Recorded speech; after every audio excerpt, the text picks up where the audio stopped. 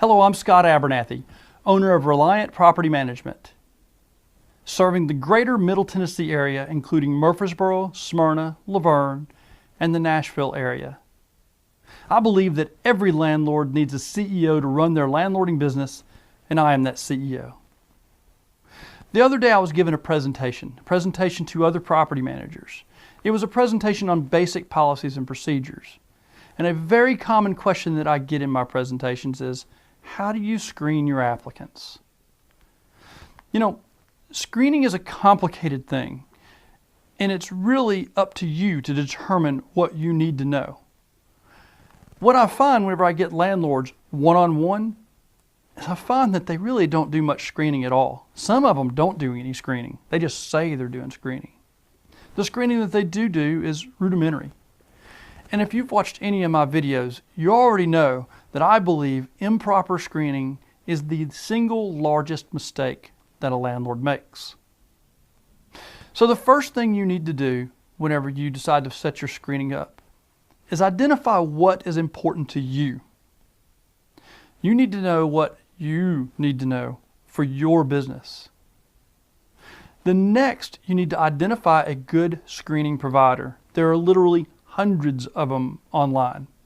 There are some of them that'll just give you a yes/no result. You put your parameters in, they get a green, black, whatever the case may be. Those work for some folks. A lot of folks like those. There are others that will actually let you access the data. Now, sometimes you have to jump through some hoops to be able to access the data.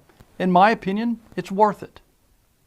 But at the very least, you'd like to see a criminal, credit, and a legal search and an address search. Let's talk about each of those individually. Remember, whenever you're doing screening though, always keep the Federal Fair Housing Act in mind.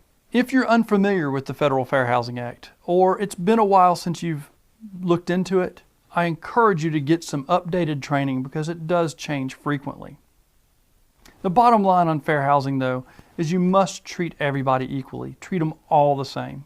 What I like to say is, I don't care what planet you're from, who you worship, or what color you are.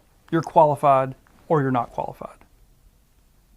Well, moving on from that, let's talk about the credit report. Some people like to have a minimum credit score. That's up to you whether that's important to you or not. I don't find the credit score to be very important, simply because the primary reason that somebody has a poor credit score is because of unpaid medical bills. Therefore, somebody that had an emergency appendectomy, then they couldn't pay for it, does that make them a bad tenant? Probably not. I like to see the details of the credit report. These details are going to include things like, have they paid their rent? Have they paid their mortgage? Have they paid their utility bills? I want to see the housing related issues to see if housing is important to them. If housing is not important to them, they're probably not a tenant that you want. Second is the criminal check. Now keep in mind, based on the new rules and the HUD guidance that we recently received, you cannot have a one strike you're out policy on criminal checks. You can evaluate criminal records to determine whether you think they're going to make a poor tenant or not. I would suggest looking for things like consistent drug offenses or consistent violent offenses. And keep in mind, we're only looking at convictions, not arrest records. Remember, people are innocent until proven guilty, so the arrest records really are not the information you're needing to make your assessment as to whether they're qualified or not. Next, you want to look at a legal search. A lot of people don't really understand what a legal search is, but the legal search is going to access public records throughout the country. And these public records are going to let you know whether they have a judgment against them somewhere. A judgment against them from an individual, there's a good chance that's a landlord. It'll also show you whether they have evictions on your record. If you've had an eviction once, there's a good chance you're going to have an eviction again, probably not a good applicant for your home. An address history is also very important. The address history will identify where they have received mail over the last, umpteen years. It depends on how far back your screening provider goes. What I like to do is I like to compare that address history to the history that they gave me on their application. If I see an inconsistency there, that's where I want a landlord reference from. Yes, sometimes it may be a place of business, but I can't count the number of times I have identified a landlord to give somebody a poor reference that an applicant is hiding.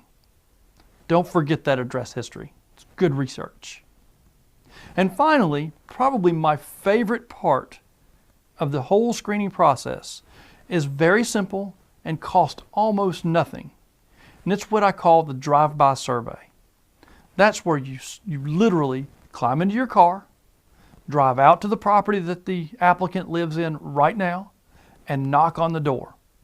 You knock on the door, explain to them that you are processing their application, and you would like to take a tour of their home.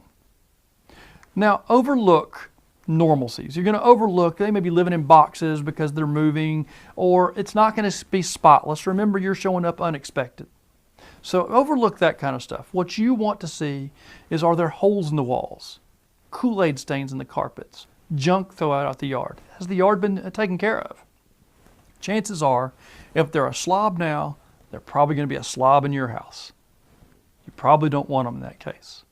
So don't forget the drive-by survey. If they're living anywhere close by you, make sure you include that in your screening process. Now remember, no amount of screening is foolproof. It doesn't matter how good a job you do, it's not foolproof.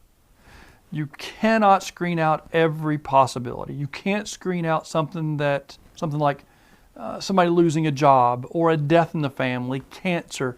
These kind of things you cannot predict and you cannot screen out. So it's not going to be foolproof, but it will be very, very effective at mitigating your risk.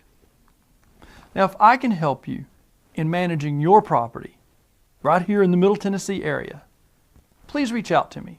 You can find us right here on our website or give us a call.